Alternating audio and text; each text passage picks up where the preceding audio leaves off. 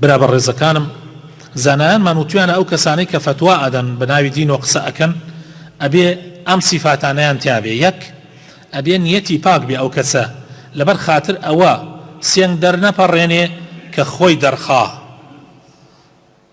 کە بڵێن عالمە، کە بڵێن زانایە، بەڵکو مەبەستی تەنها ئەوە بێ دینەکەی خوا بگەیەنێ و خەڵک فێرکا و نەفامی و جەهالەت لە ناو خەڵک لابا. ئەوە یەک. دووهەم ئەبێ ئەو کەسە کەسێک بێ زۆر عالم بێ، زۆر شارەزا بێ، ڕێگاکانی علمی گرتبێتە بەر، چۆکی دابێ لە بەردەم عولەمایە، ڕێز لە دینی خوا بگرێ، ڕێز لە قورئان و سنەت و عولەمایانی پێشین و پاشین بگرێ.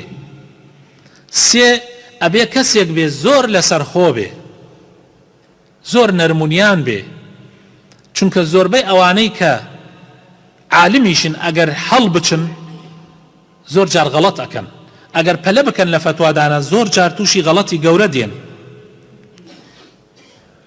ئەبێ صفەتێکی تر لەو کەسانەیە کە ئەبن یعنی بە عالم و فتوا بۆ خەڵکیێدەن ئەبێ خەڵک بناسن.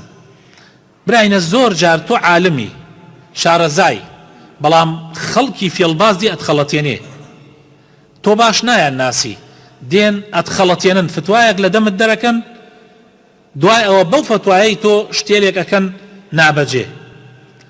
تۆ بە نیەت پاکی فتواکە ئەدەی بەڵام ئەوان فێڵبازن. بۆیە مامۆسای ئاینی جگە لەوەی کە ئەبێ عالم بێ، جگە ئەبێ لەوەی کە ئەبێ کەسێکی لەسەرخۆ بێ، جگە لەوەی ئەبێ نیەتی زۆر زۆر پاک بێ، ئەمجا ئەبێ شارەزایش بێ لە خەڵکی.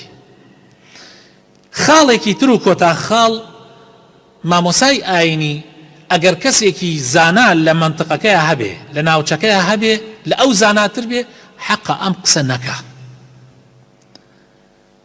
من ئەگەر ببینم کەسێ لە من زاناتر بێ و خەڵک دەستی پێ ئەگا و ئەتوانێ بگاتە لای بۆ قسە بکەم لە مەسئلەیەکە کە من لە ئەو شارەزاییم کەمترە.